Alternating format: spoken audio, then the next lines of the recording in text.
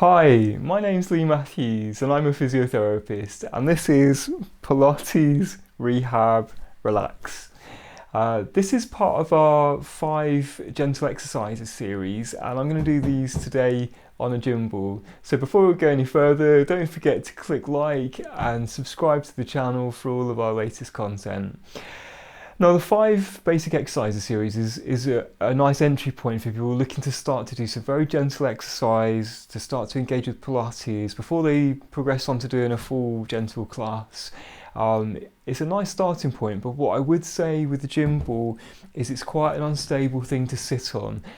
So if your fitness isn't great, if there's any other problems that you've got, this might not be the right place for you to start, and it might be better to start with the ones just sat on a chair, which I'll put a link up above us now for.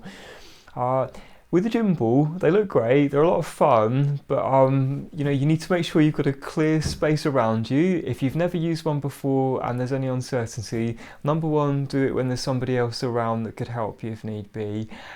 It's a lot safer if you start with them in the corner of a room. So if you wedge it into the corner, you'll find that it won't move too far. So you can sit on the gym ball in the corner, and it won't sort of throw you off quite as easily. If you're doing okay in a corner and there's no problems with these exercises, the progression to that would then be to do it against just one wall. And again, that means that you've got some side to side movement and forwards and backwards, but what you can't do is fall backwards. The way I've set the room up here, I've got a choice of falling into a glass door or a big spiky plant. So I'm going to do mine in the middle of the room. And I think if you're reasonably confident with your sitting balance, if you sat on the gym ball before, then no worries. But safety comes first here, guys. You've got to be safe above all else. Right, so we bring ourselves onto the gym ball. I'm looking for you to have a nice upright posture, so that nice long spine between the tailbone and the top of the head.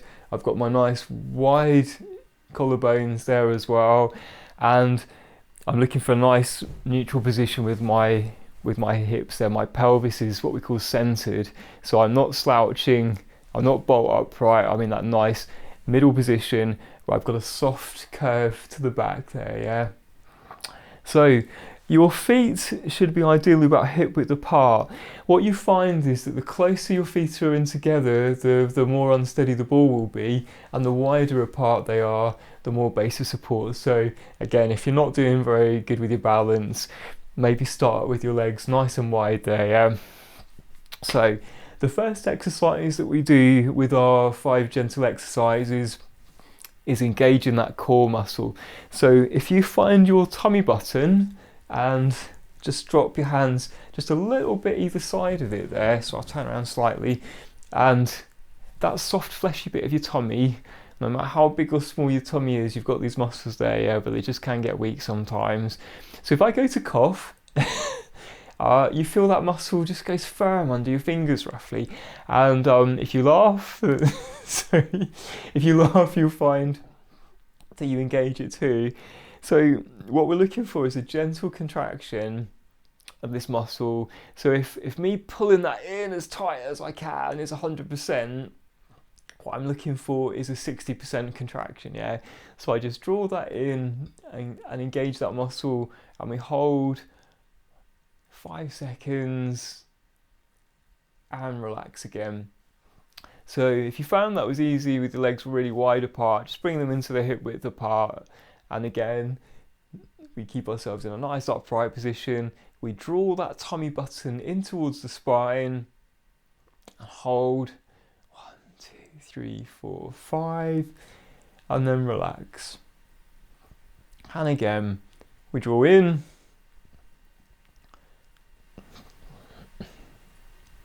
and relax again.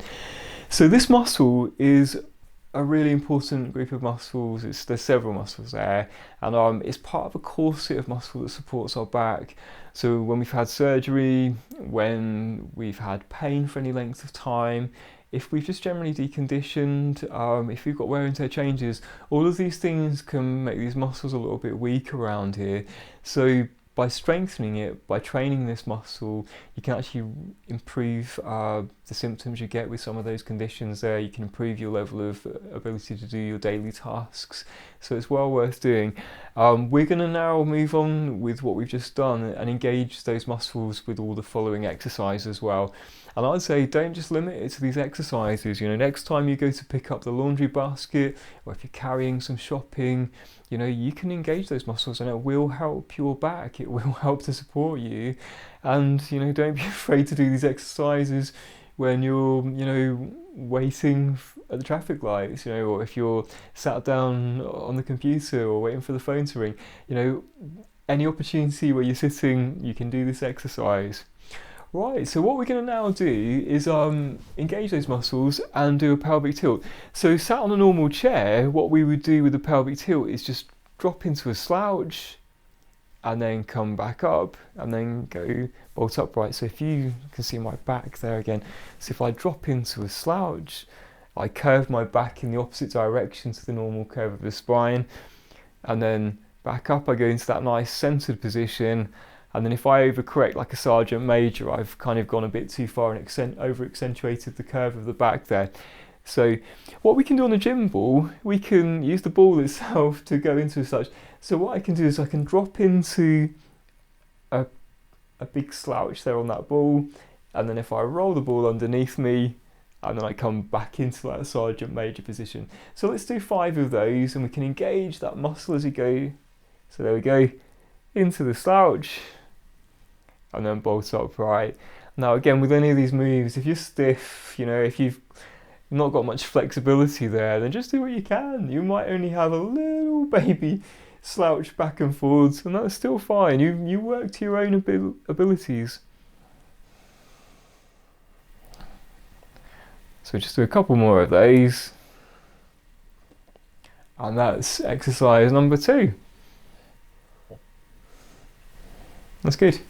Right, the next movement we're going to do is a very nice circle of our spine. So we did one going back and forwards, and now what we're going to do is imagine we're trying to draw out a circle as we do that movement. So I set myself up nice and straight, and then I'm going to basically try and make my bottom move around in a big circle there. And that might seem a bit weird, but actually, you think about the muscles we're using there, if you think about the movements that we're having to do, it's actually quite a good movement for our back, quite a good workout there. So if I turn around slightly so you can see me better. So you might have a very small circle that you're doing, or it might be a much bigger circle. So you work against what you can tolerate, and then should we swap directions and do it the other way? So around we go. And again, depending on how you feel about things, you could have your legs either really wide, and that gives you a nice wide base of support there. And if they're in narrow, that's a much more wobbly kind of position to be in there. So safety comes first there. So that's the third of our exercises. The fourth one we're going to do is an adapted one leg stretch. So the one leg stretch in laying is when we bring our leg out and away from us, dragging it along the floor and things. So what we're going to do now, I'm perhaps going to start with my feet quite wide apart. And again, you work to what you can do safely. Nice and tall, wide collarbones, nice and centered with my pelvis. I draw those tummy muscles in, so engage that core, zip up that muscle there. And what I'm going to do to begin with, I'm just going to lift up one of my heels off of the floor. You pick which leg you're going to do it on, and all I'm going to do is just lifting the heel up. So I've still got some of my toes on the ground there, and in doing so, it gives me some stability there. And then we can do the same on the other leg. So engage the tummy muscles, and up we go. That's one on each side there. So I'm just going to do another one on each side, and then I'm going to do a slight progression to it. So again, with any of these things, you know, stick to the basics if you're happier there. And when you get confident, you can always progress with these things. There we go. So if we're feeling adventurous, we engage this muscle. And now what I'm going to try and do is lift up one of my feet off of the floor and hold it there for about 5 seconds. And down again, and then the same on the other side. So again, I engage those tummy muscles. So when you lift up, you should be absolutely still with your shoulders, your head. Almost like you're made out of stone there. Oh dear, there's definitely not much stone going on with me. So should we do another one on each leg there? There we go. Engage the muscle. And back down again. And again, we draw those muscles in. You know, laughing's good because it engages the core, but I have to say that it's probably making me wobble a little bit as well. There you go. And back down again. So that was the one leg stretch there. The final of our 5 exercises we're going to do is the double leg stretch. And it's called the double leg stretch, but it's an arm exercise, and it's called that because it's adapted from the original techniques of Joseph Pilates.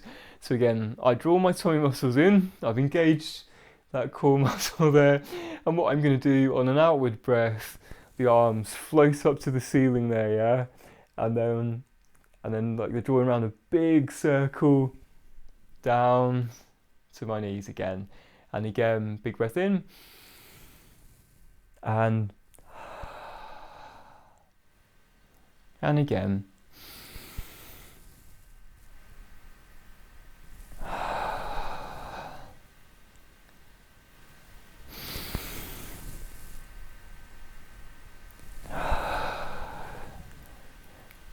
And one more time.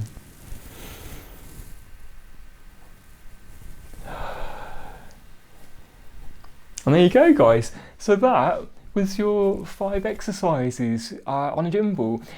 Be safe. If you struggled or if there's any uncertainty, then definitely just stick to doing them in the chair, or if you preferred them in laying, do them on your bed or something. But yeah, it's a nice gentle place to start, and you can build on it.